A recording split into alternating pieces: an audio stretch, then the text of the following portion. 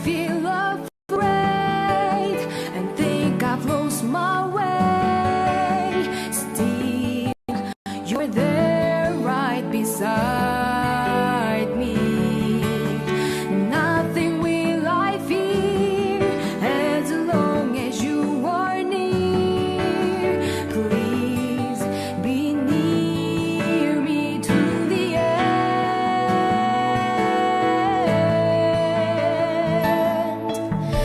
Thy word is a lamp unto my feet and a light unto my path. Thy word is a lamp unto my feet and a light unto my path. I will not forget your love for me, and yet my heart forever is wandering. Jesus, be my guide and hold me to your side, and I will love you to the end.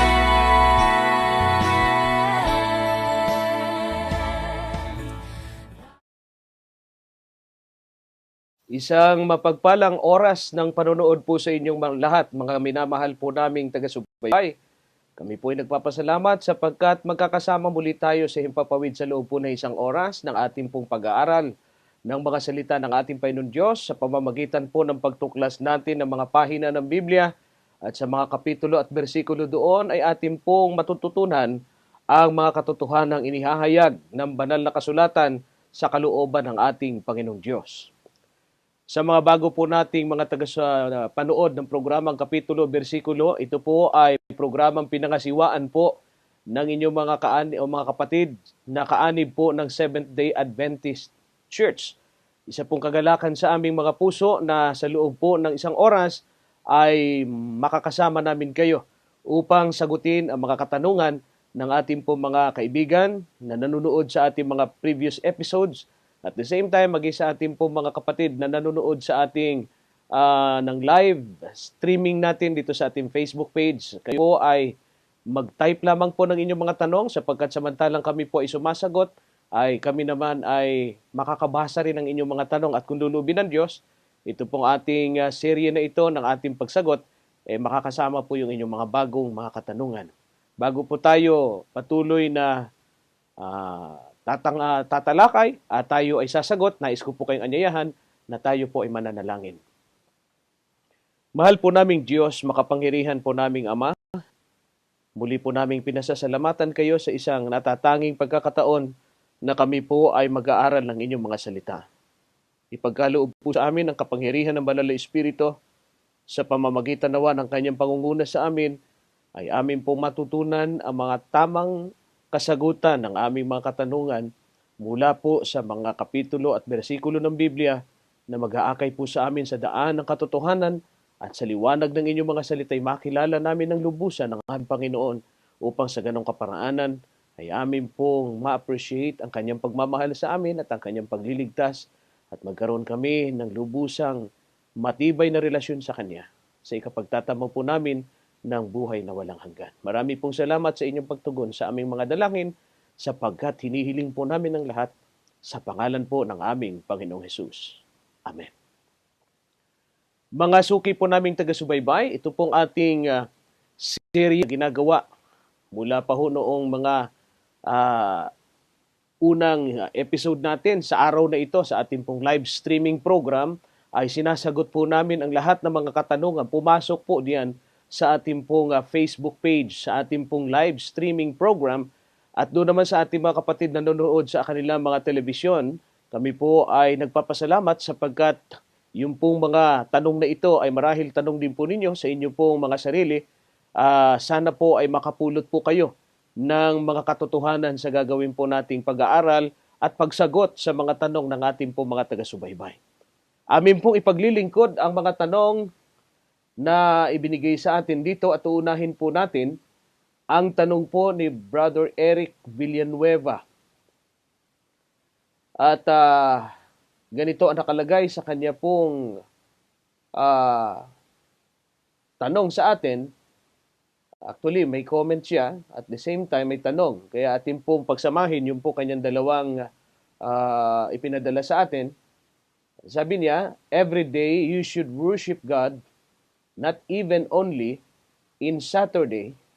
Romans chapter 12, verse 1.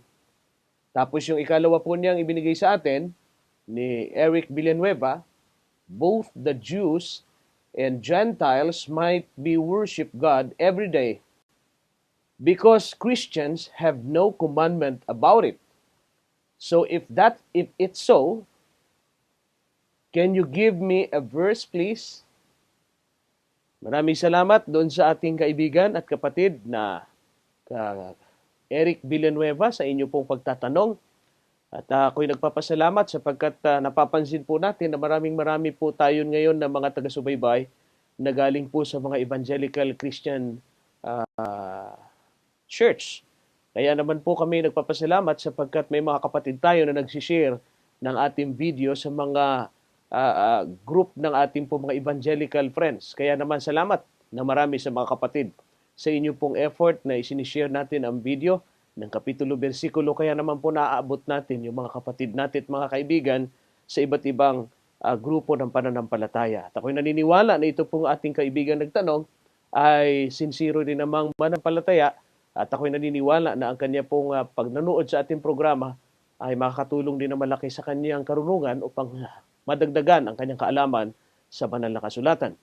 Maganda ho yung inyong katanungan, kapatid na Eric Villanueva. Una ay nag-comment ho kayo tungkol doon sa sinabi niyong everyday, you should worship God not even only in Saturday. Romans 12 verse 1. Nais ko po kayong pasalamatan sapagkat yung inyo pong comment ay tama naman at maganda naman. Yung pong pag-worship araw-araw, ginagawa rin po naman ng mga Seventh-day Adventist. Kaya kung napapanood po ninyo yung mga nauna po natin mga serye ng ating pong pag-aaral ng kapitulo, bersikulo, paulit-ulit ho namin binabanggit na ang mga Seventh-day Adventist ay sumasamba rin sa Diyos sa kahit na anong oras at kahit na anong araw. Meron po kaming mga pagpupulong at pagsamba na pampamilya, tinatawag po naming family worship. At yan po yung ginagawa ng mga Seventh-day Adventist bago po sabihin na ho natin mga bandang hapon. Kaya ang tawag po dyan sa amin ay family worship. Hapon po yan, pag magkakasama ho yung pamilya, meron ho kami isang tupiko na pinag-aaralan. Ang tawag po namin dyan ay quarterly lesson at pinag-aaralan din po yan ng mga kapatid sa buong mundo. Iisa po ang aming leksyon pinag-aaralan sa family worship. Gabi-gabi ho yan, ginagawa ho namin yan. At pagdating ng araw ng Sabado, yan po ay aming pinagsasama-sama. Yan po aming mga natutunan sa isang linggong pag-aaral. Ang tawag naman namin dyan ay Sabbath School. So, yung pong pagsamba namin araw-araw, gabi-gabi na yan, yan po ay nagpapatunay na sumasang-ayon din ho kami sa inyo bilang mga Seventh-day Adventist na ang pagsamba naman talaga ay wala pong araw lamang na itinatalaga. Subalit, ito po ang gusto ko pong sabihin sa inyo, yung pong araw ng Sabbath, special po na araw yan. Dahil ang Diyos mismo po ang nagtakda niyan mula pa ho sa panahon ng paglalang. Pakinggan po ninyo kapatid, ang nasa aklat ng Henesis sa kapitulo 2, ang bersikulo ay 1 hanggang 3. Ganito po ang ating mababasa. At nayari ang langit at ang lupa, at ang lahat ng natatanaw sa mga iyon, at ng ikapitong araw ay nayari ng Diyos ang kanyang gawang ginawa, at nagpahinga ng ikapitong araw sa madlang gawa niyang ginawa, at binasbasan ng Diyos ang ikapitong araw at kanyang ipinangilin, sapagkat siyang ipinagpahinga ng Diyos sa madlang gawang kanyang nilikha at ginawa. Kung mapapansin mo kapatid na Eric Villanueva, doon pa lamang ho sa time ng creation, sa Genesis chapter 2, mapapansin na ho ninyo na doon po nag-originate yung pong salitang Sabbath, yung pong araw ng pamamahinga na binabanggit niyan sa ibang version ng kasulatan, lalo na sa Magandang Balita Biblia. Yung pong araw ng pamamahinga, o kung tawagin po sa ibang salita ay Sabbath, was originated from that day or from the time of creation. Noong matapos ng Diyos ang kanyang paglalang ng 6 na araw, ang sabi ng Biblia po ay ibinukod niya po yung yung ikapitong araw, sapagkat siya ay nagpahinga. 3 bagay po ang kanyang ginawa. Binasbasan ng Diyos ang araw ng Sabat, ang sabi sa ating binasa. Pinagpala niya ang araw ng Sabat at binanal niya o ipinangilin niya ang araw ng Sabat. So, meron pong 3 importanteng bagay dyan. Sa Ingles ay nakalagay ay ganito, ano? Sa verse 3, ang sabi, "And God blessed the seventh day and sanctified it, because that in it He had rested from all His work which God created and made." So God blessed the Sabbath, He also sanctified the Sabbath, and He rested on the Sabbath. So special po na araw yung pong ikapito. Dahil sa pasimula pa lamang ho sa creation, doon po sa unang sanlinggo ng mundo na pagkatapos likhain ng Diyos, ang sabi po ng Biblia, ang Diyos mismo po ang nagbanal, binasbasan ng araw ng Sabat, ipinangilin, at tinawag na pinakabanal. Kaya ho, yung pong Sabat ay espesyal sa ibang araw. Yung pong unang araw hanggang ika-6 na araw, mga ordinaryong araw po yan. Pero yung ikapitong araw, espesyal na araw na ang Diyos mismo ang naggumawa ng pagiging espesyal niyan. Ngayon, nung ginawa po niya yung araw na yan, kapatid na Eric Villanueva, may pahayag po ang Biblia doon sa aklat ng Marcos, sa Kapitulo 2, ang bersikulo po ay 27. Ganito ho ang ating mababasa sa Kapitulo 2, ang bersikulo po ay 27. Ang sabi po ng Biblia, "At sinabi niya sa kanila, ginawa ang Sabat ng dahil sa tao, at di ang tao ng dahil sa Sabat."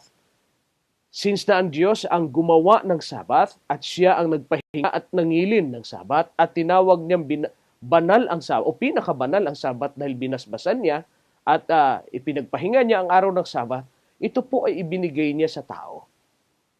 Kasi ho yung Marcos 2:27, it is very related dito sa ating pinag-uusapang talata sa Genesis, sapagkat ang sabi doon sa Marcos 2:27, ginawa ang Sabat para sa tao. Ang ibig lamang sabihin, kailan ho ba ginawa ang Sabat? It was created by God doon sa day ng creation pa lang.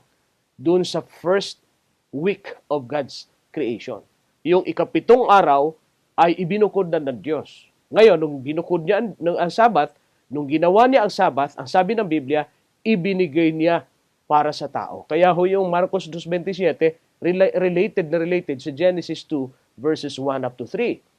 Ngayon, sino ho ba ang pinagkaiba ng Sabat? Very clear. Doon sa binasa natin sa Marcos 2:27, ito ay ginawa para sa tao.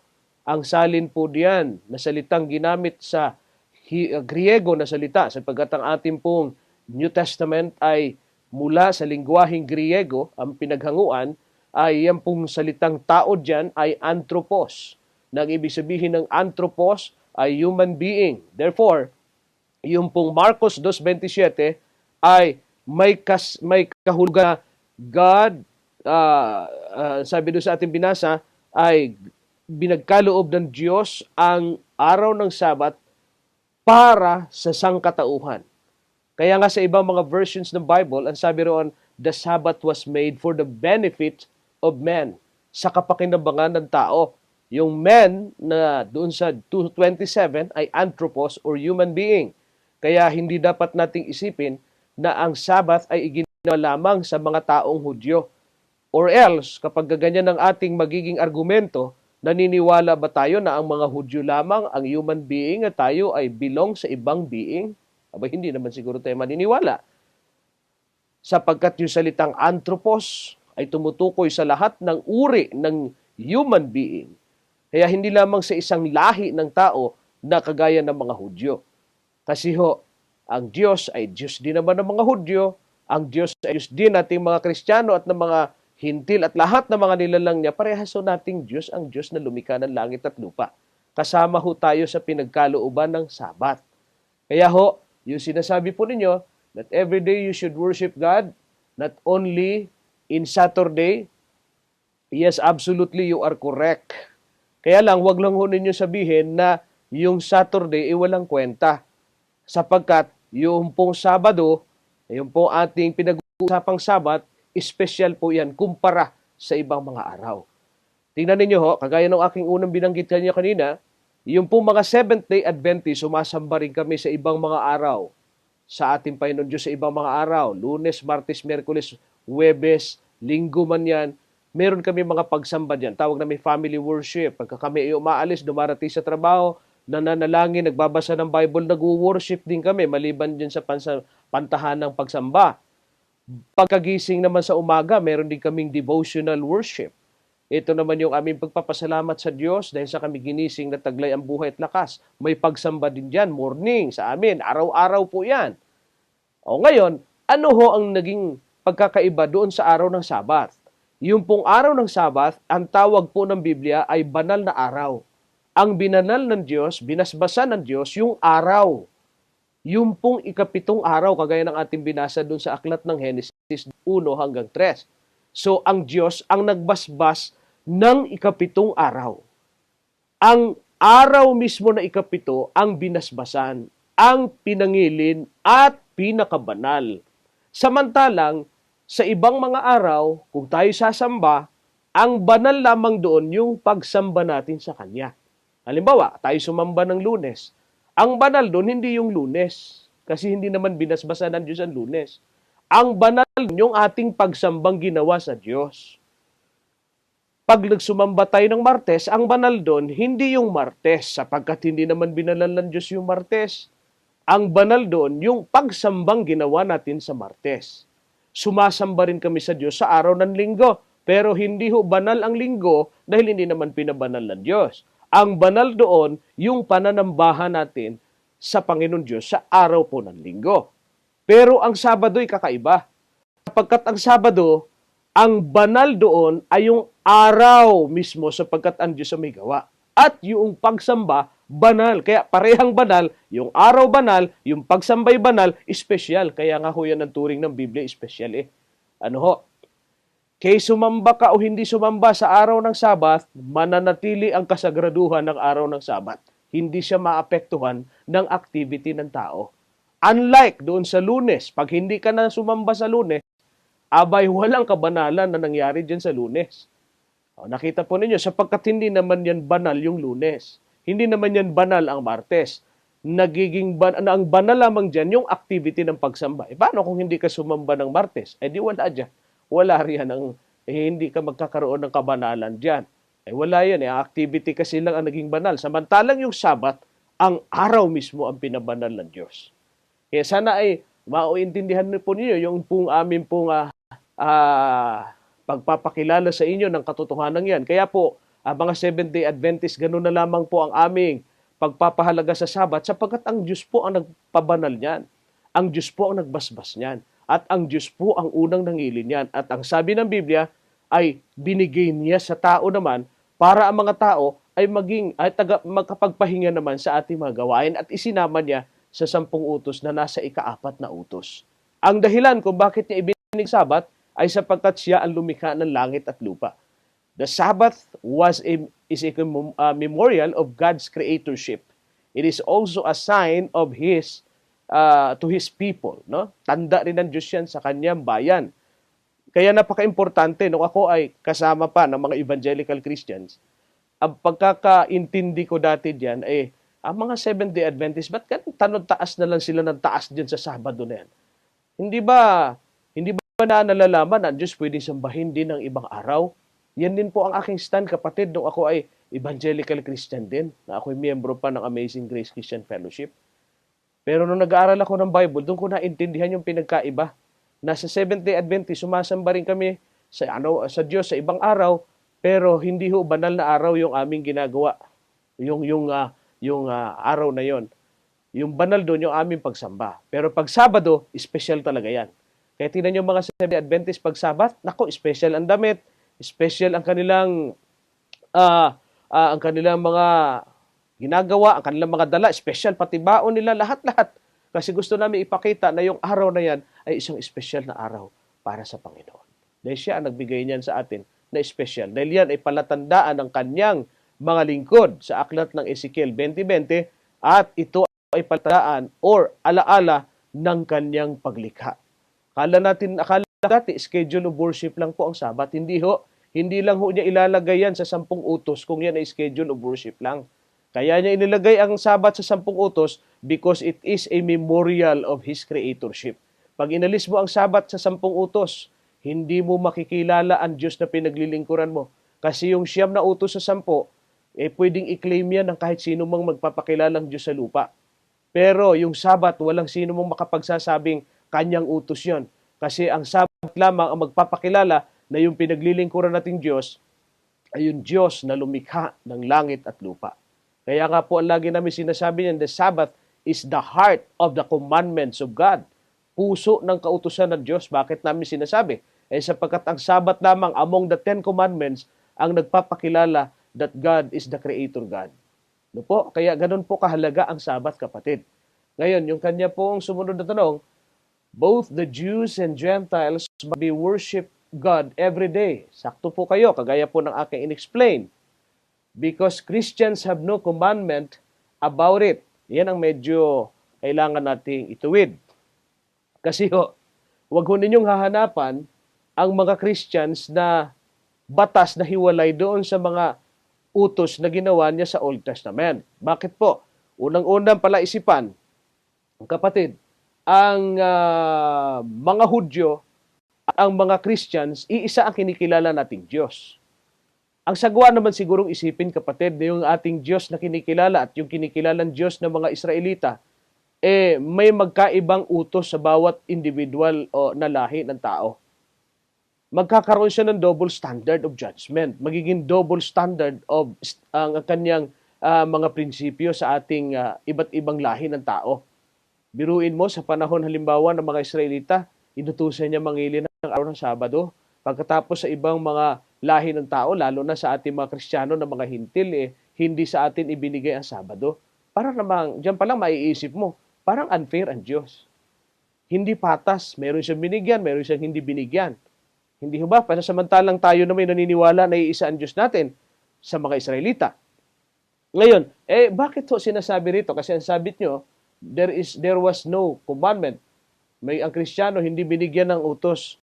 Una ho, mali ho yun. Kasi kapatid, yung pong ibinigay sa mga Hudyo na mga utos, hindi po sarili ng mga Hudyo. Pakinggan po ninyo dito sa aklat ng Roma, sa Kapitulo 2, ang bersikulo po ay 1 hanggang 3. Ganito po ang ating mababasa.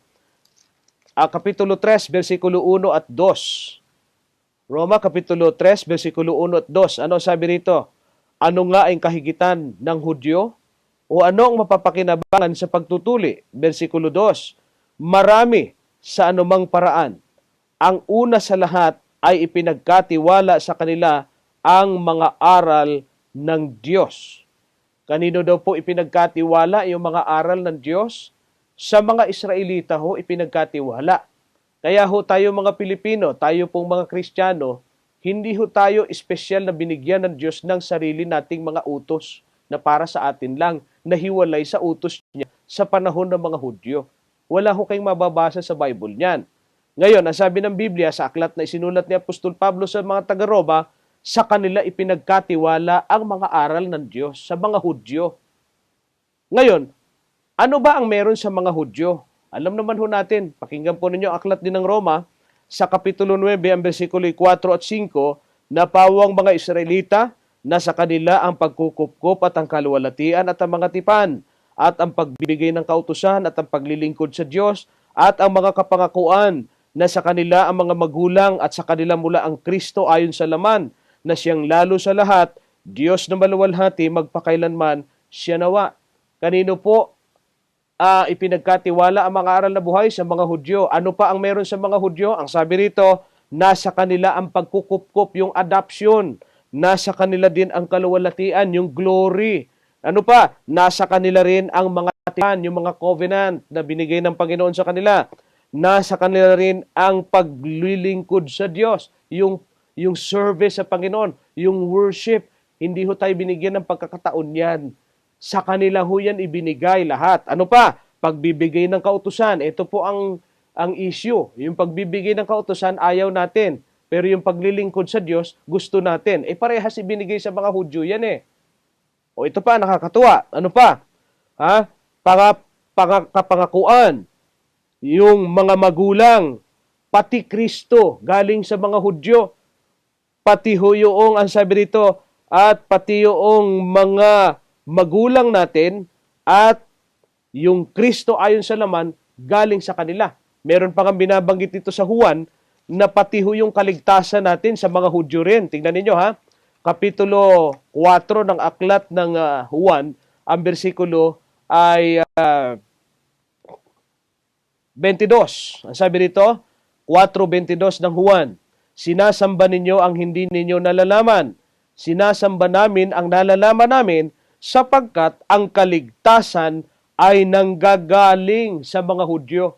Biruin mo, pati kaligtasan natin nanggagaling sa mga Hudyo.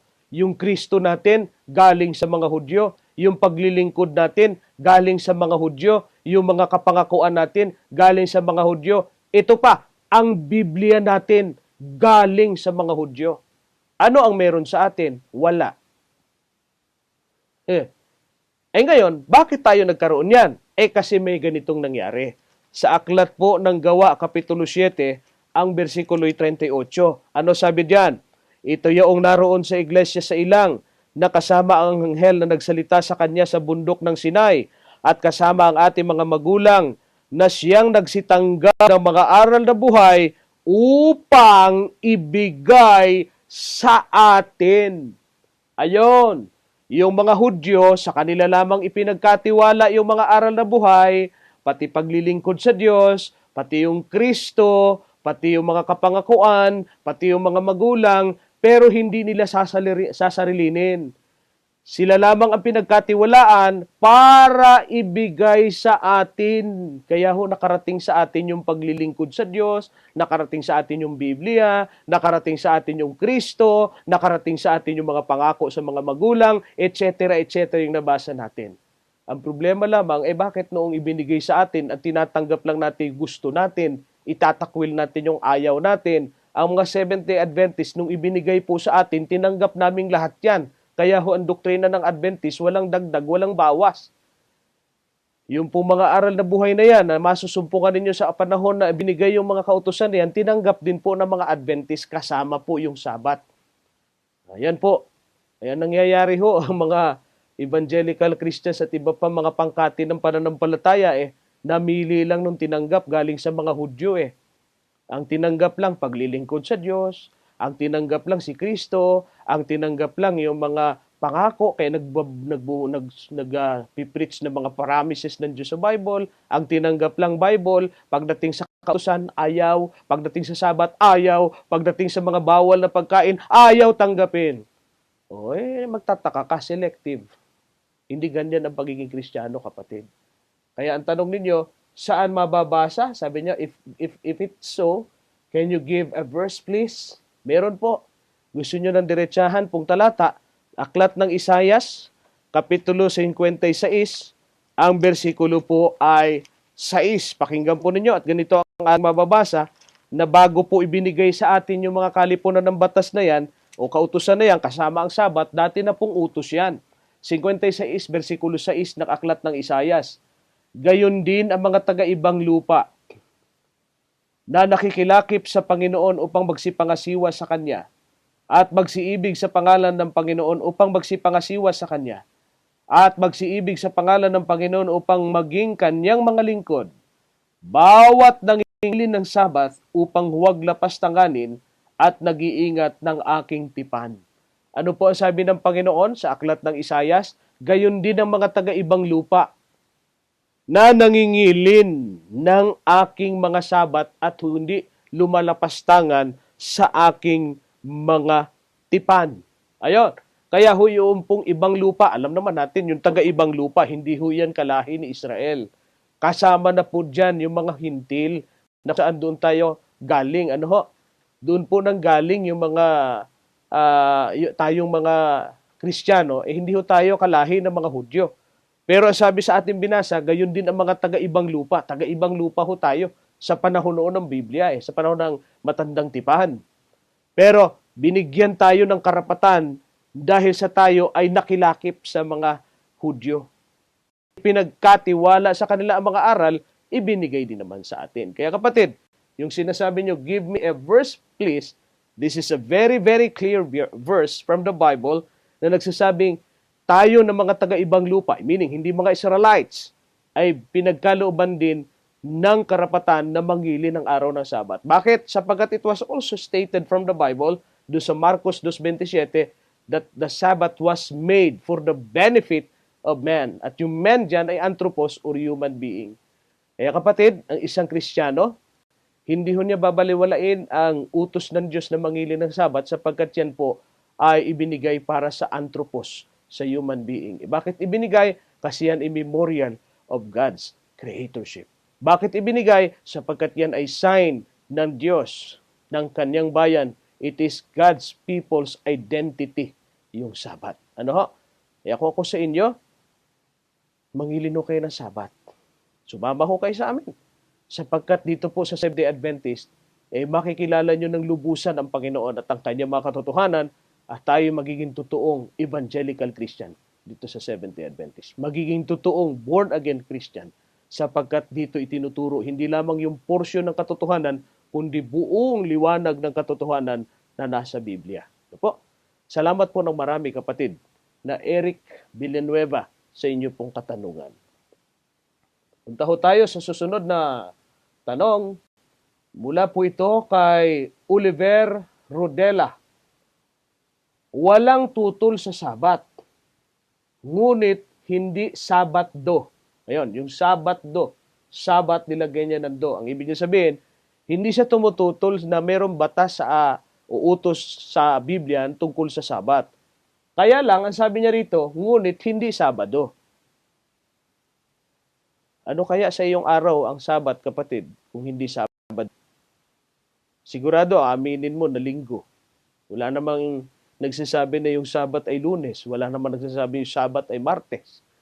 Karamihan ng mga evangelical Christians, ang sinasabi nila yung Linggo ang Sabat. Kasi ipinalit na ng Panginoon ika dahil nabuhay na maguli na si Kristo. Nilinaw ho natin ng mga nakaraan nating mga pag-aaral na kung saan dito kayo nag-comment ng inyong comment. Ang sabi po doon hindi Sabat. Pero ang liwanag ho sa Biblia, hindi Sabado. Ngayon, mas lalo namang hindi Linggo kung granting susundan ko yung inyong argumento. Dahil yung pong Linggo, a day after the Sabbath. Pakinggan po ninyo, inulit po natin yung ginamit na yun. Ano? Sa aklat ito, babasahin ko po ulit yung ating pong ginamit na isa pang salin ng Biblia doon sa aklat ng Mateo sa Kapitulo 28, ang bersikulo po ay 1. Ang sabi po rito, chapter 28, verse 1 ng aklat ng Matthew, dito po sa salin na The Living Bible, the Illustrated Catholic Edition, na akin po madalas binabasa, ang nakalagay po ay ganito, early on Sunday morning, as the new day was, sabi dito, early on Sunday morning, as the new day was dawning, Mary Magdalene and other Mary went out to the tomb. Ayon. So, ang Sabat po ay araw bago mag-araw ng Sunday. Kaya ho yung pong atin pong pagkakakilala sa araw ng Sabat, diliwanag po ng Biblia na araw bago maglinggo. Ay ano bang araw bago maglinggo? Hindi ho ba'y Sabat o Saturday? Ano pa ho katunayan natin? Dito rin sa aking babasahing version ng Bible, pakinggan po ninyo ang chapter 23 ng aklat ng Lucas. Dito pa rin po sa The Living Bible, the Illustrated Catholic Edition, nakalagay po ganito sa chapter 23 verses 54 up to 24 verse 1. Ibig sabihin, tuloy-tuloy ang aking pagbabasa mula sa mga nahuling mga talata ng chapter 23 hanggang sa mga naunang talata ng chapter 24. Ito po ay may kinalaman sa kamatayan ng ating Panginoong Kristo. Ano po nakalagay? Ang nakalagay rito, verse 54. This was done late on Friday afternoon, the day of preparation for the Sabbath. Ang linaw ho, namatay daw si Jesus Christ ay late on Friday. Ayon, so namatay siya Biyernes. The day of preparation for the Sabbath. Kasunod po ng Biyernes ay Sabat. Ay ano pa ang habol mo dyan? Ano pa ang problema mo kung hindi mo matanggap na yung Saturday ay o Sabado ay Sabat? Eh ang linaw dyan na yung Sabat ay kasunod ng Friday. Hindi ho ba? Alam naman natin kung tayo ay Katoliko, alam natin na namatay si Jesus Christ. Ang tawag dyan sa mga kaibigan nating Katoliko ay Biyernes Santo. Kasunod po ng Biyernes Santo, Sabado de Gloria. Ang tawag ng Biblia, Sabat. Kasi kasunod po ng Biyernes nang mamatay si Kristo ay Sabat ang kasunod. Ano ang kasunod naman? Ang sabi rito sa sumunod na talata, as the body was taken away, the women from Galilee followed and saw it carried into the tomb. Then they went home and prepared spices and ointments to embalm him. But by the time they were finished, it was the Sabbath. So they rested at all that day as required by the Jewish law. 24 verse 1. But very early on Sunday morning, they took the ointments to the tomb and found the huge stones covering the entrance had been rolled aside. Ayon. So, namatay si Kristo, Biyernes, ang kasunod ay Sabat. Sumunod naman na Sabat ay Sunday, o tinatawag nating Easter Sunday. So sa pagitan ng Biyernes Santo at Easter Sunday, ang Sabat. O ano pa ang lulusutan mo riyan? Kapatid na Oliver Rodela, napakalinaw na po ng talata. O baka naman sasabihin ninyo, wala namang mabasang Sabado dyan. Talaga, ito babasahin ko ang Ingles. Sa Lucas 4:16. Dito pa rin sa salin ng Bibliang ito. Catholic Illustrated Edition po ito, ha? Illustrated Catholic Edition. 4 verse 16 ng aklat ng Luke. Ang sabi rito, when he came to the village of Nazareth, his boyhood home, he went as usual to the synagogue on Saturday and stood up to read the scriptures. Saturday pa rin ang ugali ng Panginoon Jesus pag siya pumupunta sa sinagoga. O yung bang Saturday, hindi Sabado? Naalala ko tuloy yung naging kadiskusyon namin minsan Yun daw Sabat dito sa Biblia, hindi daw Sabado yan. Sabat daw, ibig sabihin kapahingahan. At yun daw yung Sabat daw, hindi daw Sabado. Ay, saan? At yung Saturday daw, hindi daw Sabado. Kasi ang Sabado daw dito sa Bible, rest day. Kaya pag meron tayong babasang Sabado, hindi daw yan Saturday. Saan kayang paaralan natutunan yon? Na yung Saturday, hindi Sabado. Laking problema, pagka tayo talaga tumutuligsa at sumisipa sa katotohanan, tayo mismo ang masusugatan at tayo mismo ang matatawa sa ating sarili. O ngayon, babasahin ko naman dito sa Bible na matanda pa sa akin na yung Sabat po rito, puro Sabado. Kaya nga pag may nagtatanong sa akin, meron ka ba ikang mababasa sa Biblia na yung Sabat ay Sabado? Meron. Ilan ang gusto niyong basahin ko? Dahil lahat ng Sabat dito ay Sabado lahat. Sinong may gawa niyan? Ito po. Ito po ay gawa. Ang pangalan po nitong translation na to ay ang bagong tipan ng ating mananakop at Panginoon Jesucristo, na ito po ay merong imprimi potest ni Leo A. Colum at meron pong nihil obstat ni R.P. Leopoldo Arcaira at meron pong reimprimatur yan ni Jose N. Havillanos. So ibig sabihin po ay kinikilalang otoridad ng simbahang Katoliko. Pakinggan po ninyo na babasa ako dito sa aklat ng Lucas 4:16. At nakalagay po rito ay ganito: pumasok siya sa Nazareth na kanyang nilakhan at ayon sa kanyang kaulian, siya'y pumasok sa sinagoga ng araw ng Sabado at tumayo upang bumasa. Mapa sa Ingles, mapa sa Tagalog, mapa sa matandang Biblia na gawa ng mga Katoliko, ang Sabat ay Sabado. Sa ating binasa, Sabat ay Sabado. Doon sa kasaysayan, ang Biyernes Santo at saka ng Linggo ng Pagkabuhay sa gitna niyan ay Sabat. O, hindi ho ba?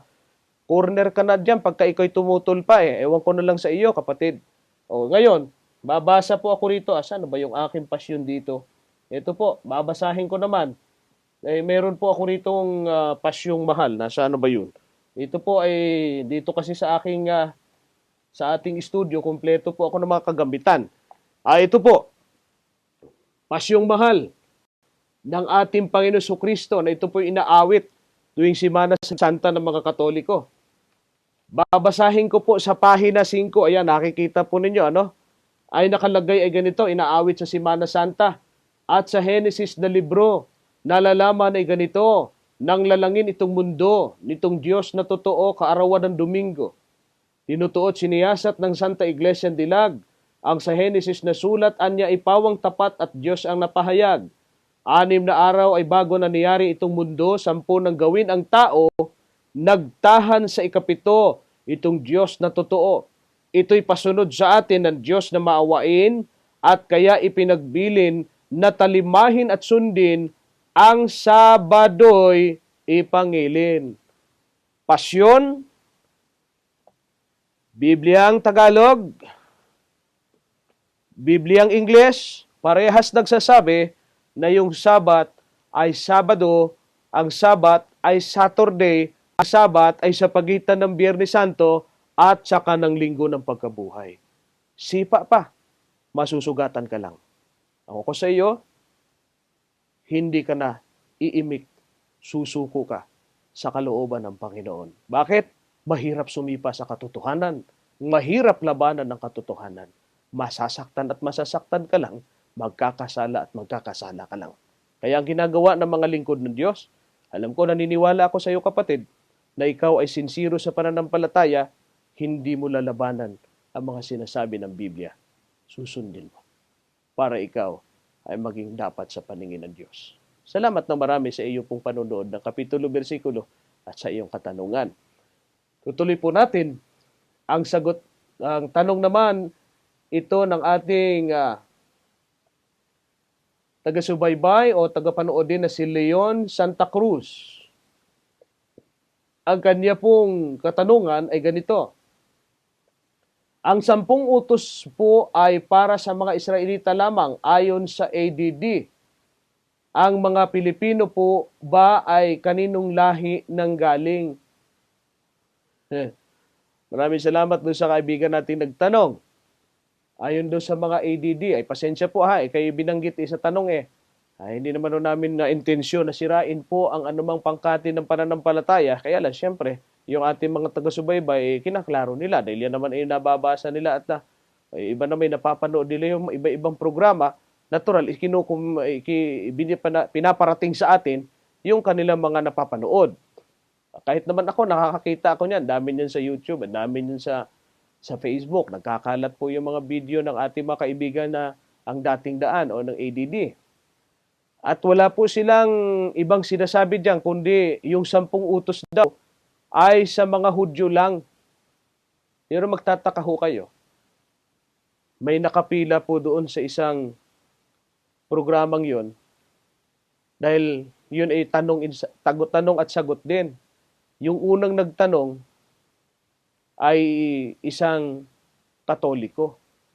At ang tanong, napanood ko ito at marahil kayo rin nakapanood ng programa pong yun. Nagtanong yung Katoliko, sabi niya, Brother, masama ho bang sumamba sa mga larawan o ribulto?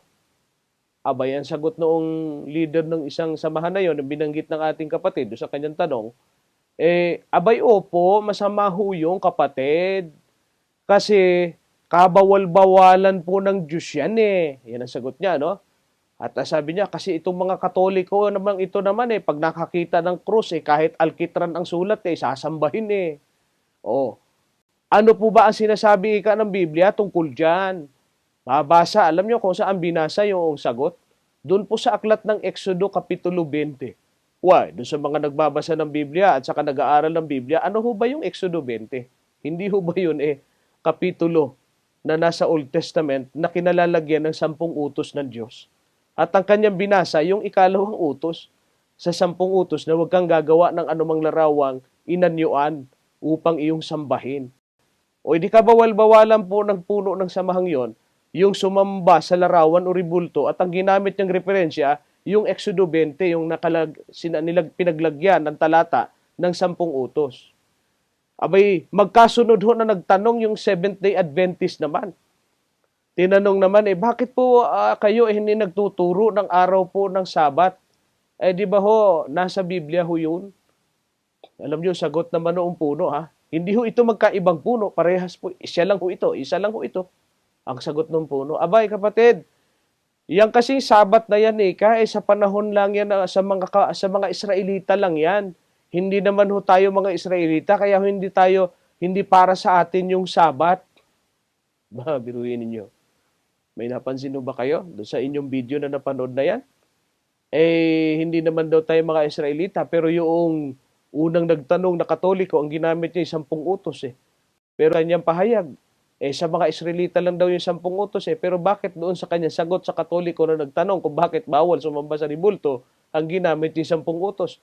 Pero kapag ka ang Seventh-day Adventist ang magtanong kung dapat pa bang ipangilin ng Sabat, sa mga Israelita lang daw yan. Hindi ho ba labas-pasok ang ganyang mga katuwiran?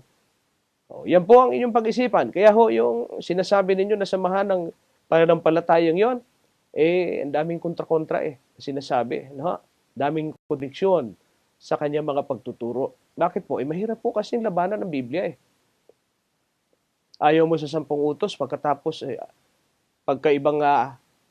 pag may Katoliko na magtatanong sa ribulto, ipagtatanggol mo yung 10 utos. Pero pag may Adventist na kausap ka, ayaw mo sa 10 utos. Pero pag may Katoliko magtanong, gusto mo sa 10 utos. Ano ba talaga, kuya?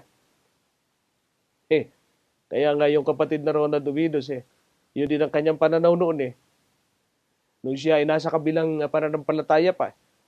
Tinatanong sila sapagkat sa kanila bawal sumaludo sa flag.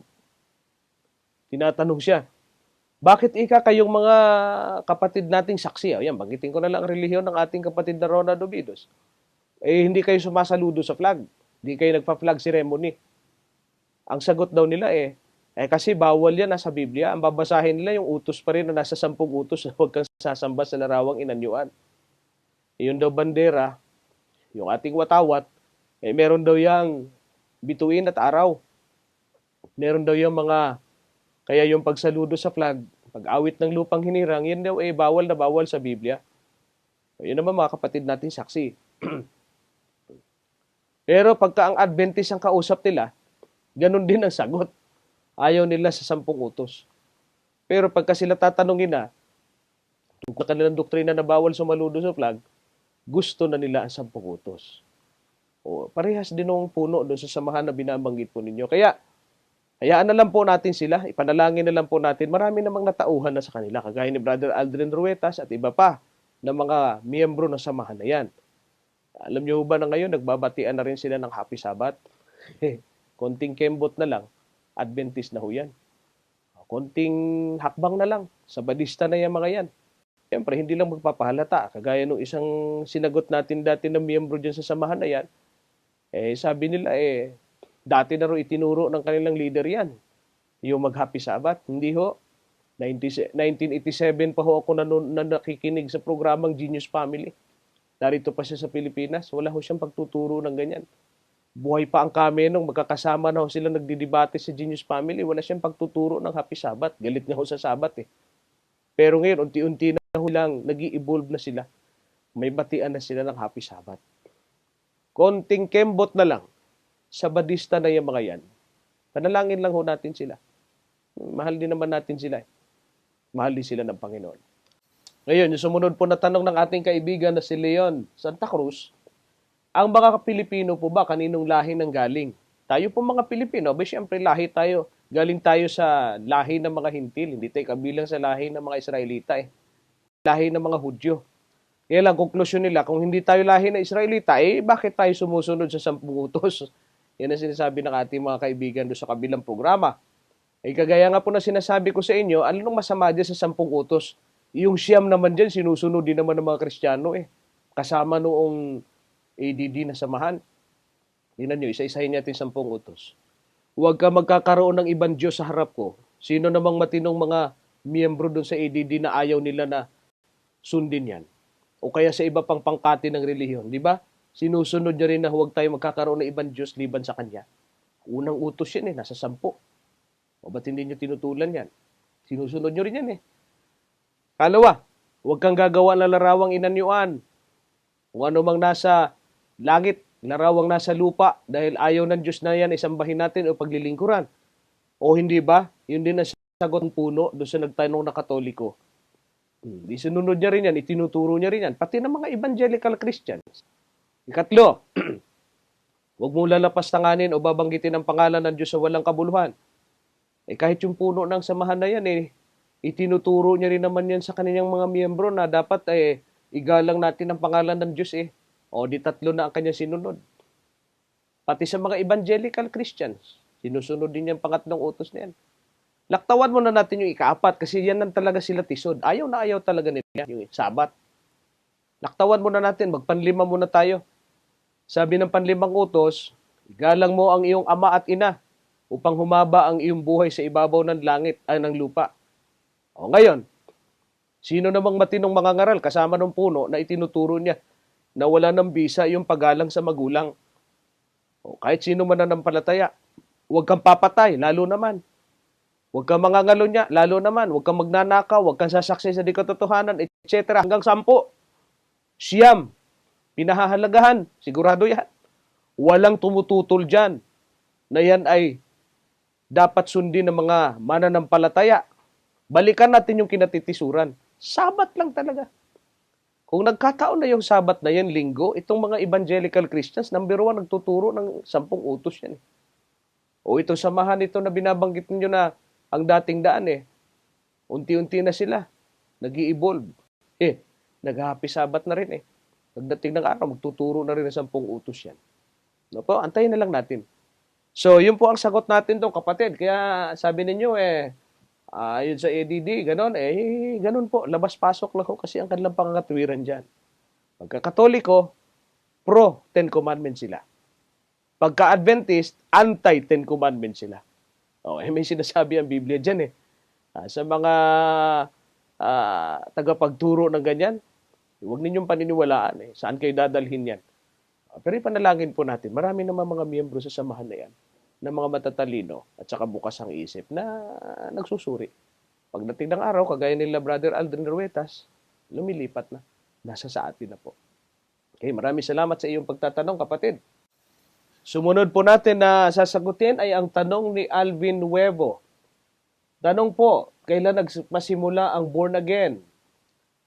At sino ang nagtayo? Kasi kami mga Katoliko, 33 AD in Roma sa panahon ni Kristo. Yun.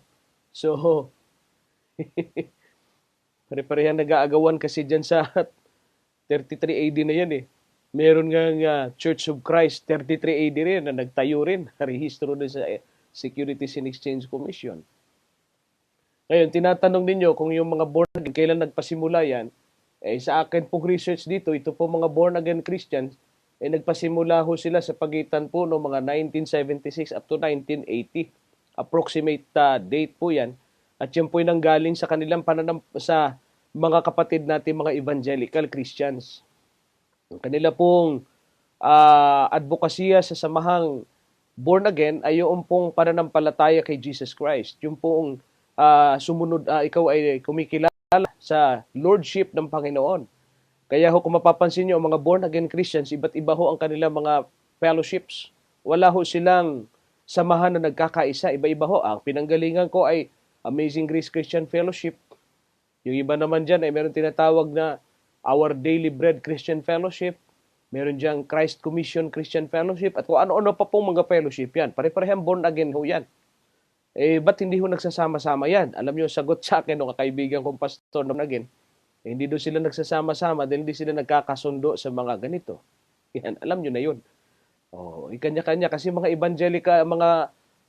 evangelical Christians din po yung mga yan Galing ho yan sa mga evangelical Christians na nagtayo rin ng kanilang mga sariling mga samahan, mga fellowship kung tawagin, iba't ibang fellowships po yan.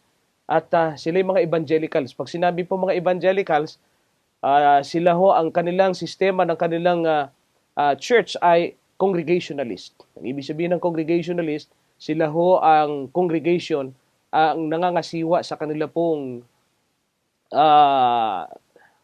sa kanilang management ay mas makapangyarihan ang church, kaya congregation. Congregationalist. At sila naman, ang kanilang mga pastor ang siyang nagtatamasa, sabihin na natin, sa lahat ng mga bagay na ipinagkakalob ng mga miyembro. Kaya nga pag malaki ang iyong grupo sa fellowship mo, siyempre malaki yung iyong koleksyon at yung income. Mapupunta din yan sa gawain daw. O, yan po, ang alam mo yung ibig ko sabihin. Wala namang proper auditing dyan. Ako po bilang accountant by profession, alam na alam ko kung may control o walang control ang isang organisasyon. Kaya pagka ganyan,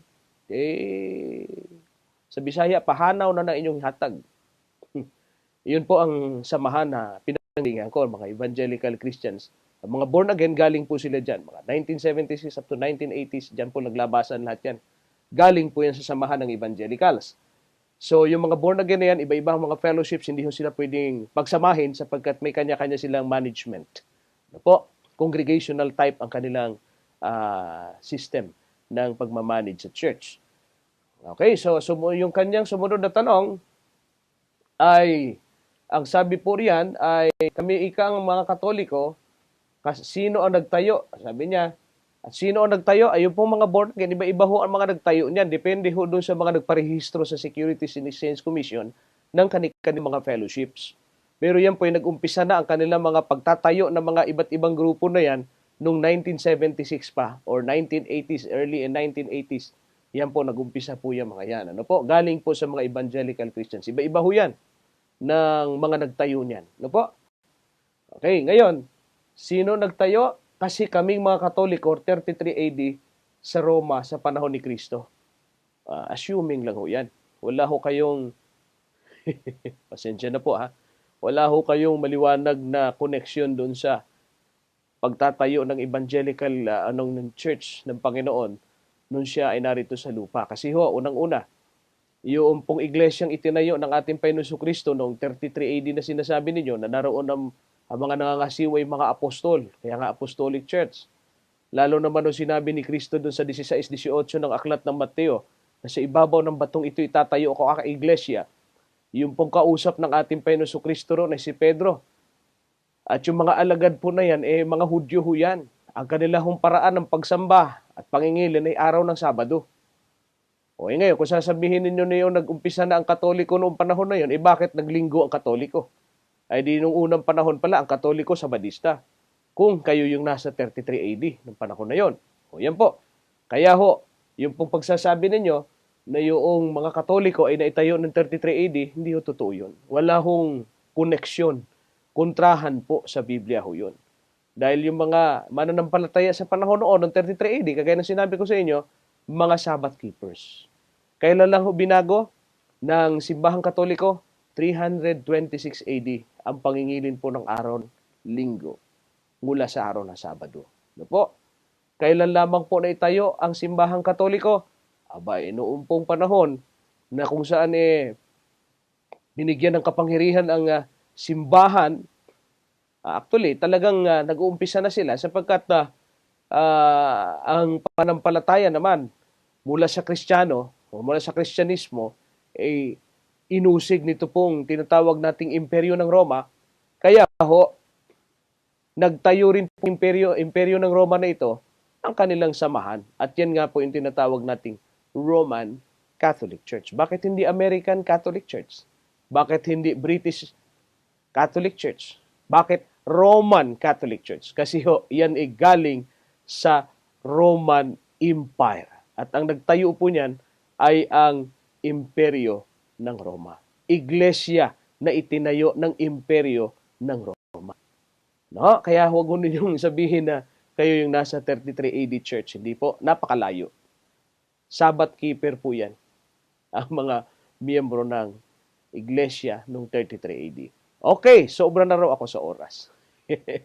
O manin po doon sa mga hindi na natin naihabol, abangan po ninyo yung kasunod po nating series sapagkat sasagutin po natin ang mga nabinbin pang mga katanungan. Doon sa mga may mga katanungan po, abangan pa ho ninyo ha, yung atong susunod na episode at doon po namin ipaglilingkod ang inyong ang sagot sa inyong mga katanungan. Tayo po ay mananalangin bago po tayo maghiwalay sa Himpapawid.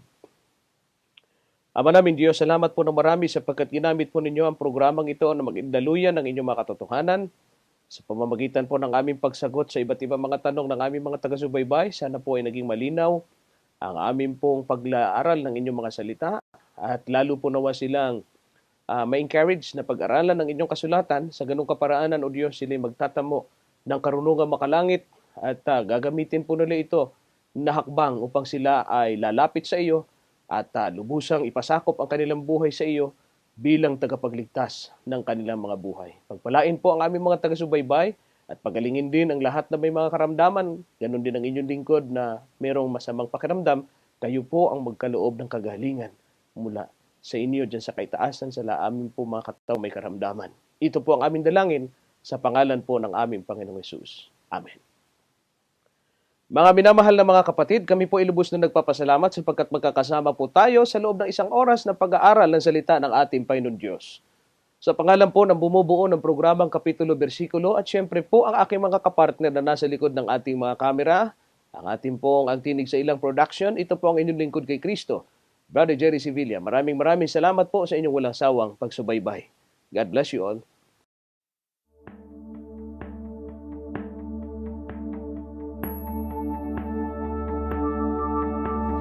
Thy word is a lamp unto my feet and the light unto my path.